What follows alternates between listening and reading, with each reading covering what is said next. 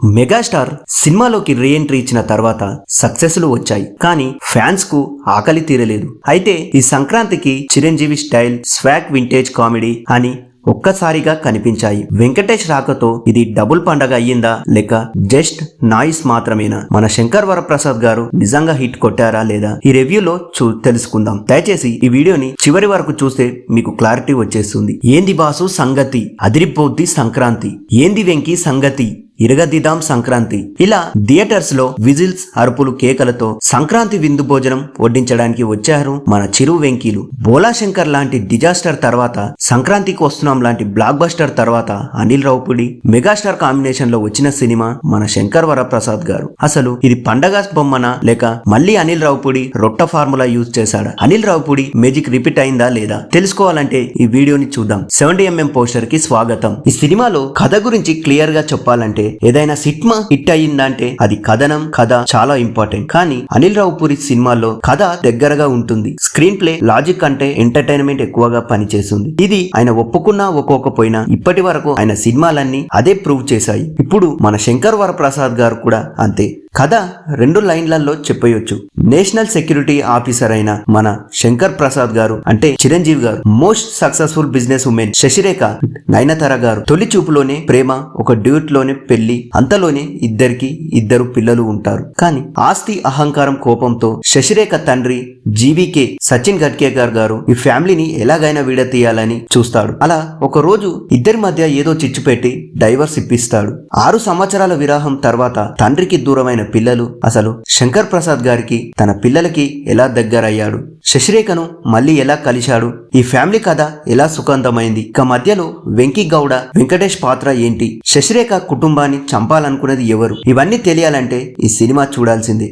Boss is back, full formula Chiranjeevi, ఇండస్ట్రీని ఏలిన ఇంద్రుడు, కనుసాయిగతో రికార్డులు కుళ్ళగొట్టిన కుదుమ సింహం, మన గ్యాంగ్ లీడర్ లాంటి చిరంజీవి గారు ఫస్ట్ సీన్ నుంచే లాస్ట్ ఫ్రేమ్ వరకు తన స్టైల్, స్వాగ్, ఎక్స్పీరియన్స్ తో పూర్తిగా మెగా షో చూపించాడు. అనిల్ రావుపూడి గారు రాసిన ఒక మెగా స్వాగ్ బుక్ అంటే ఇదేనేమో. కామెడీ అయినా, హీరోయిజం అయినా, డాన్స్ అయినా, ఎమోషన్ అయినా చిరంజీవి గారు ఒకప్పటి వింటేజ్ చిరంజీవిలా మళ్ళీ కనిపించారు. ముఖ్యంగా కామెడీ సీన్స్ అయితే జై చిరంజీవ, అందరివాడు లాంటి రోజులు మనకు మళ్ళీ గుర్తు చేశారు. రీఎంట్రీ తర్వాత చిరంజీవి గారు సాలిడ్ ఫ్యామిలీ ఎంటర్టైనర్ గాని ఇది చెప్పుకోవచ్చు.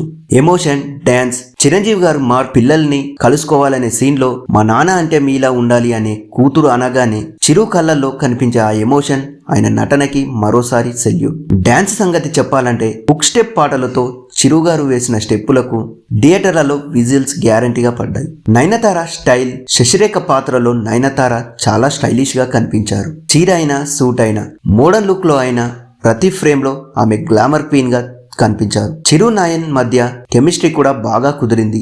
ఇక వెంకీ ఎంట్రీ డబుల్ పండుగ.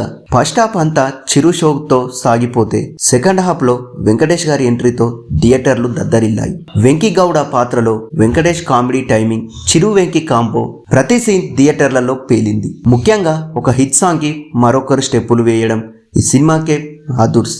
Beams music, technical work, Bheems Ceciroleo పాటలు వినడానికే కాదు చూడడానికి కూడా బాగా కనెక్ట్ అయ్యాయి. బీజిఎం పర్ఫెక్ట్ ప్లేస్ లో పర్ఫెక్ట్ గా వర్కౌట్ అయింది. సమీర్ రెడ్డి సినిమాటోగ్రఫీ చిరంజీవిని చాలా రిచ్ గా చూపించాడు.